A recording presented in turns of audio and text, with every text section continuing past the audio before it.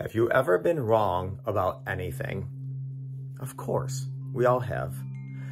I don't care if you're the betrayer or the betrayed.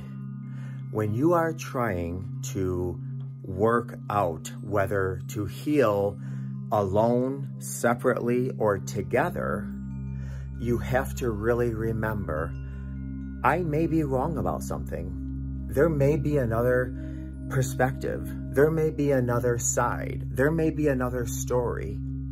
You know, I was talking to, well, actually, if anybody watching is one of my clients, you know I use the Titanic analogies a lot. Tons of analogies for the Titanic. And one of the things I asked one of my couples the other day were, why did the Titanic sink? And this was a male-female couple. And the wife said, well, obviously it sank because of the iceberg. And the husband said, no, it didn't sink because of the iceberg, because it was supposed to be made to withstand an iceberg. The reason it sank is because the rivets on the side of the boat were not strong enough, because they decided to use less than top tier rivets, because there was already, you know, millions of dollars at the time spent on the ship. And I said, well, you know something?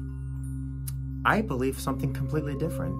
When the two guys were in the crow's nest, they didn't have the key to unlock the door to get the binoculars, because had they have had binoculars, not only would they have been able to see miles and miles ahead of them to spot the iceberg, you know, in time to turn the ship around, but they were wearing no glasses, no eye protection. So putting binoculars on their eyes would have prevented that very cold wind from coming in, where they had to constantly blink, missing out on crucial milliseconds where they didn't have, you know, to see.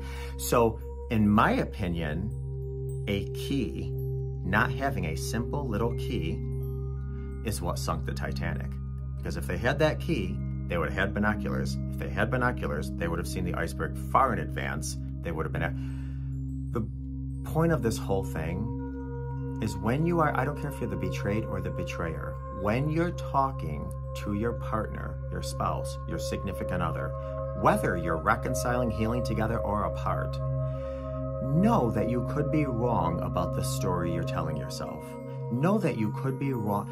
I hear so many times couples say, he or she must have not loved me. He or she must have not thought of me. He or she did this, and he or she did. And those are a lot of the stories we put in our mind, whether it's to pain shop, whether it's to self-sabotage, whether it's to make sense of something. But that doesn't necessarily mean it's true or factual.